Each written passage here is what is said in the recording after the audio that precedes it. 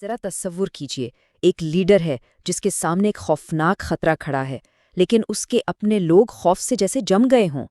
اب اسے ایسے الفاظ ڈھونڈنے ہیں جو اس بے حسی کو توڑ کر عمل میں بدل دیں۔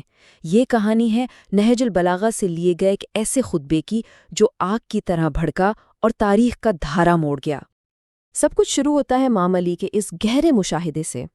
اے وہ لوگ جن کے جسم یکجا اور خواہشات جدا جدا ہیں۔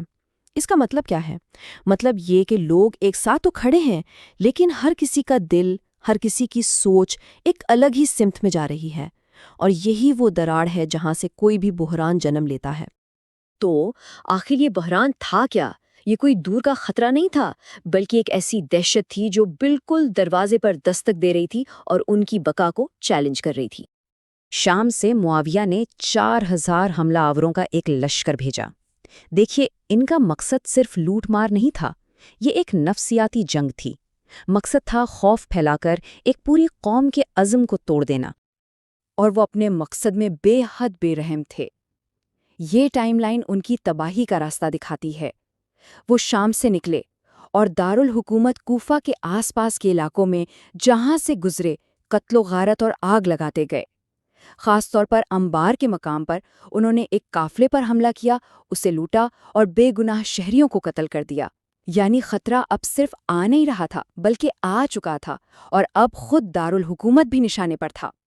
جب امام علی تک یہ خبر پہنچی تو انہوں نے فوراً لوگوں کو دفاع کے لیے بلایا، لیکن جواب میں کیا ملا؟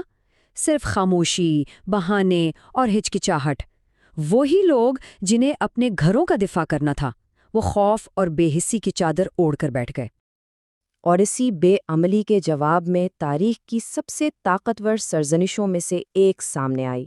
یہ خطبہ نہج البلاغہ یعنی فصاحت کی بلندی سے ہے، جو صرف الفاظ نہیں تھے بلکہ ایک طوفان تھا جس کا مقصد سوئے ہوئے ضمیروں کو جھنجھوڑنا تھا۔ یہاں دیکھیے کتنا بڑا تضاد ہے۔ امام علی نے ان کی منافقت کو سامنے رکھا۔ ایک طرف جب وہ مسجد کی حفاظت میں ہوتے تو ان کی باتیں ایسی گرم تھیں کہ پتھر بھی پگھلا دیں، ہم یہ کر دیں گے، وہ کر دیں گے کہ دعوے۔ لیکن دوسری طرف جب میدان جنگ میں عمل کا وقت آیا تو وہی لوگ لڑائی سے بھاگ رہے تھے اور اپنے اس رویے سے دشمن کو اور شا دے رہے تھے۔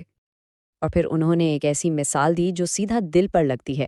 جس نے تم کو تیروں کی طرح دشمن پر پھینکا ہو، اس نے گویا ایسا تیر پھینکا ہے جس کا صفا ٹوٹ چکا ہو اور پر بھی شکستہ ہو۔ یہ ایک لیڈر کی اس بے بسی کا اظہار ہے جو اپنے ہی لوگوں کی وجہ سے لاچار ہو گیا ہے۔ اچھا، اس مثال کو تھوڑا کھول کر سمجھتے ہیں۔ ایک ٹوٹا ہوا تیر جس کے پر بھی نہ ہو، وہ کیا کام کا ہے؟ بالکل بیکار، نہ وہ سیدھا جائے گا نہ نشانے پر لگے گا۔ یہ ایک لیڈر کی گہری مایوسی ہے کہ جب آپ کے اپنے ہی اوزار، آپ کے اپنے ہی لوگ آپ کا ساتھ نہ دیں تو آپ دشمن سے بھلا کیسے لڑیں گے؟ تو اس ناقابل اعتبار ہونے کا نتیجہ کیا نکلا؟ خطبے میں یہ بات بالکل صاف تھی، نہ اب مجھے تمہاری باتوں پر یقین ہے، نہ تمہاری مدد کی کوئی امید، اور تمہارے ہوتے ہوئے میں دشمن کو ڈرا بھی نہیں سکتا۔ یہ صرف کوئی شکایت نہیں تھی، یہ ایک لیڈر اور اس کے لوگوں کے درمیان اعتماد کے مکمل خاتمے کا اعلان تھا۔ اور پھر آتا ہے وہ سوال جو سب کو جھنجھوڑ کر رکھ دیتا ہے۔ وہ پوچھتے ہیں، شام کے لوگ بھی تو تمہاری ہی طرح کے انسان ہیں، تمہیں کیا ہو گیا ہے؟ تمہارا مرض کیا ہے اور اس کا علاج کیا ہے؟ یہ صرف ڈانٹ نہیں تھی، یہ ایک آئینہ تھا جو ان کے سامنے رکھ دیا گیا تھا تاکہ وہ اپنی کمزوری کا خود سامنا کریں۔ تو سوال یہ ہے، کیا ان آگ جیسے الفاظ کا کوئی اثر ہوا؟ کیا لوگوں کی یہ بے حسی ٹوٹی؟ چلیے دیکھتے ہیں کہ اس کے بعد کیا ہوا۔ جی ہاں، بالکل اثر ہوا۔ خطبے نے اپنا کام کر دکھایا۔ ایک کمانڈر حجر بن عدی اس قدر متاثر ہوئے کہ وہ کھڑے ہوئے اور آخرکار دشمن کا مقابلہ کرنے کے لیے ایک فوج تیار کر لی۔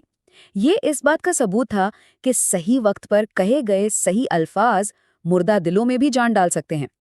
اور دیکھیے کتنی فوج جمع ہوئی، پورے 4000، یعنی دشمن کے بالکل برابر۔ اس کا مطلب صاف ہے کہ کمی طاقت کی نہیں تھی، کمی صرف ارادے کی تھی۔ لیکن جس بڑی جنگ کا سب کو ڈر تھا وہ تو ہوئی ہی نہیں، بس ایک معمولی سی جھڑپ ہوئی اور دشمن اندھیرے کا فائدہ اٹھا کر بھاگ نکلا۔ کیوں؟ کیونکہ ان کی ساری ہمت اور حکمت عملی صرف ایک غیر محفوظ آبادی کو ڈرانے تک محدود تھی۔ جیسے ہی انہیں حقیقی مزاحمت کا سامنا کرنا پڑا، وہ بکھر گئے۔ اور اب ذرا نقصان کا حساب دیکھیے۔ دشمن کے 19 لوگ مارے گئے اور دفاع کرنے والی فوج کے صرف 2۔ جس خوفناک لشکر نے پورے شہر کو مفلوج کر دیا تھا، اسے اتنے کم جانی نقصان پر بھگا دیا گیا۔ اس سے خطبے کی اصل بات ثابت ہو گئی، سب سے بڑا دشمن وہ لشکر نہیں بلکہ لوگوں کا اپنا خوف تھا۔ تو اس پورے واقعے سے ہمیں کیا سبق ملتا ہے؟ ایک ایسا سبق جو وقت سے آزاد ہے اور آج بھی اتنا ہی اہم ہے۔ سب سے اہم بات اس ایک جملے میں چھپی ہے، حق تو بغیر کوشش کے نہیں ملا کرتا۔ انصاف ہو، حفاظت ہو یا اپنے حقوق، یہ چیزیں پلیٹ میں رکھ کر نہیں دی جاتی، انہیں عمل اور قربانی سے حاصل کرنا پڑتا ہے۔ تو آخر میں یہ قصہ ہمیں یاد دلاتا ہے کہ باتوں اور عمل کے درمیان جو فاصلہ ہے نا، وہی سب سے خطرناک جگہ ہے۔ یہیں پر بحران ہاتھ سے نکل جاتے ہیں، مواقع ضائع ہو جاتے ہیں اور ظلم کو پنپنے کا موقع ملتا ہے۔ اور یہ واقعہ ہمارے لیے ایک آخری سوال چھوڑ جاتا ہے۔ جب ہم اپنی زندگیوں میں مشکلات کا سامنا کرتے ہیں تو صبر اور بے حسی کے درمیان جو باریک سی لکیر ہے، اسے ہم کیسے پہچانیں اور یہ کیسے فیصلہ کریں کہ اب عمل کرنے کا وقت آ گیا ہے؟